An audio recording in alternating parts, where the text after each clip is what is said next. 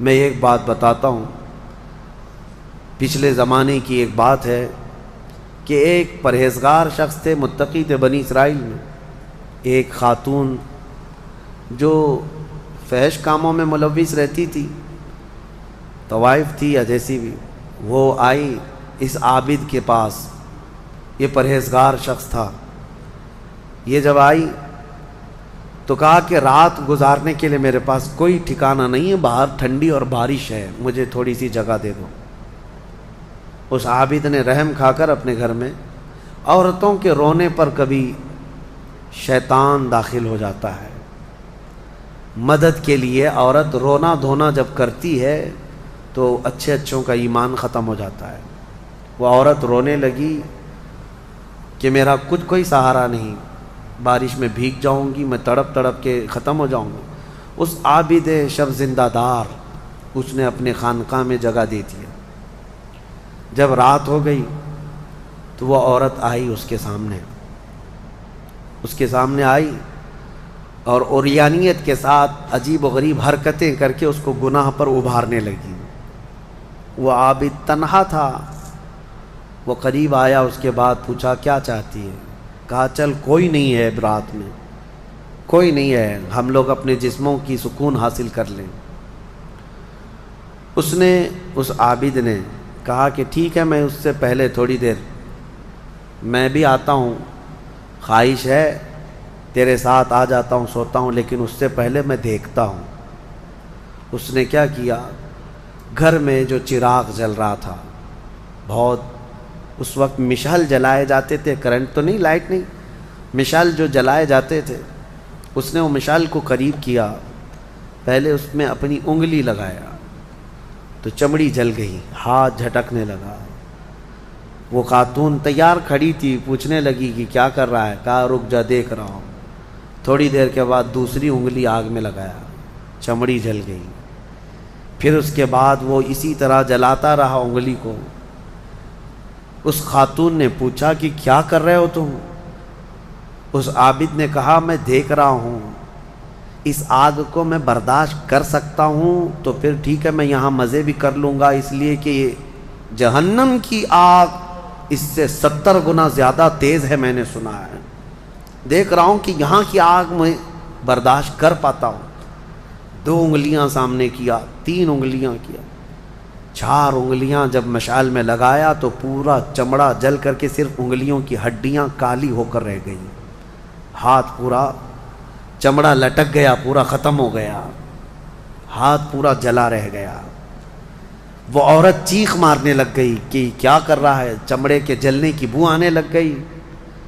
اسی اثنا میں وہ عورت چیخ مار کر کے باہر نکلتی ہے کہ بچاؤ مجھے، بچاؤ، یہ پاگل ہو گیا، پاگل ہو گیا۔ بادشاہ کی پولیس وہاں سے گزر رہی تھی، آئی اور اس نے پوچھا کہ کیا ہوا ہے؟ کہا کہ اس عابد نے میری عزت پر حملہ کر دیا۔ تو پولیس اندر گھس گئی، دیکھا تو یہ بیٹھا ہوا تھا، اب آؤ دیکھا نہ تاؤ، حملہ کر دیا اس پر۔ لوگوں کو باہر پتہ چل گیا کہ ایسا ایسا ہوا ہے، ایک عورت آئی تھی اور اس پر عابد رات کو تنہائی میں اس کے ساتھ منہ کالا کر رہا تھا۔ تو لوگوں نے مارنا شروع کیا، اتنا مارا کہ وہ عابد مر گیا، انتقال ہو گیا، ختم ہو گیا۔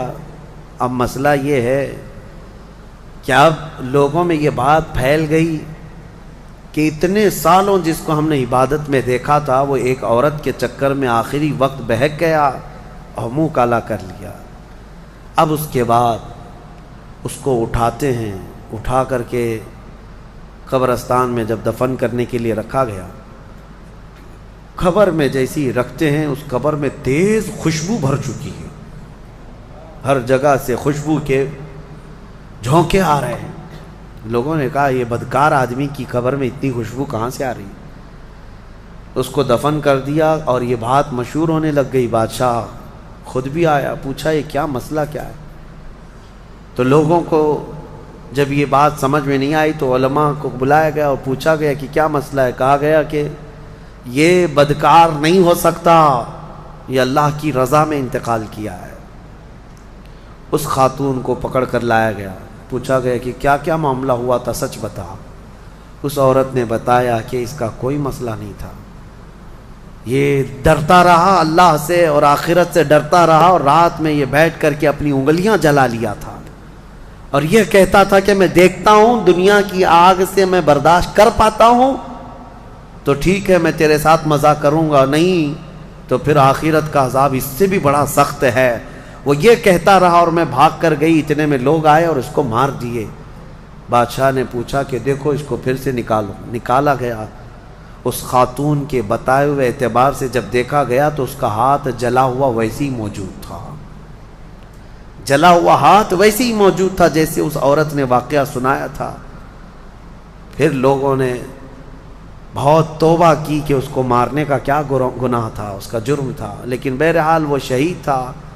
اس حکایت کو نقل کر کے فرماتے ہیں صاحب حکایت کہ یہ وہ لوگ تھے جن کا ہر کام آخرت سے جڑا ہوا تھا، وہ ایک حرکت بھی کچھ ان کو دنیا میں ڈگمگ نہیں کرتی، ان کے پاؤں کو نہیں پھسلا پاتی۔ کیوں؟ وہ ڈرتے اس بات سے تھے کہ آخرت میں کیا ہوگا، آخرت میں کیا ہوگا۔ میرے عزیزو، میں آپ کو بتاؤں زنا کی جو سزا ہم نے بتائی تھی، اس سے قبل بھی میں نے بتایا کوڑے مار دیے جائیں 100 یا سنسار کر دیے جائیں، یہ آخرت میں دی جانے والی سزا کا 100واں حصہ ہے، اس سے 100 گنا زیادہ سزا وہاں پر قیامت میں۔ تو پھر وہ کیسی ہوگی سزا؟ پھر 100 گنا زیادہ سزا کیا ہے؟ اسی لیے فرمایا گیا جہنم کا ہلکا عذاب۔ پوچھا گیا حضور سے سب سے کم عذاب کیا ہوگا؟ سب سے کم کسی کو عذاب دیا جائے گا اگر دوزخ میں تو کیا ہوگا؟ فرمایا گیا کہ اس کو آگ کی جوتیاں پہنائی جائیں گی جس کی گرمی سے اس کا بھیجا پک کر کے ابل رہا ہوگا۔ یہ سب سے ہلکا عذاب ہے دوزخ کا۔ پھر جہاں اللہ نے عذاب علیم کہا، عذاب عظیم کہا، عذاب مہین کہا، دردناک عذاب، بڑا عذاب، ذلت والا عذاب، تو پھر وہ کیسا ہوگا؟ بہرحال خلاصہ کلام میرا یہ ہے، آج ہم نے تلاوت میں یہی پایا کہ اے لوگو تم آخرت کے تصور پہ جیتے رہو، دنیا فانی ہے، دنیا فانی ہے، حساب کا ایک دن آئے گا۔ فَمَن يَعْمَلْ مِثْقَالَ ذَرَّةٍ خَيْرًا يَرَهُ وَمَن يَعْمَلْ مِثْقَالَ ذَرَّةٍ شَرًّا يَرَهُ۔ اللہ فرماتا ہے جس نے رائی کے دانے کے برابر نیکی کی وہ بھی دیکھے گا قیامت کے دن، اور جس نے رائی کے دانے کے برابر برائی کی وہ بھی قیامت کے دن دیکھے گا۔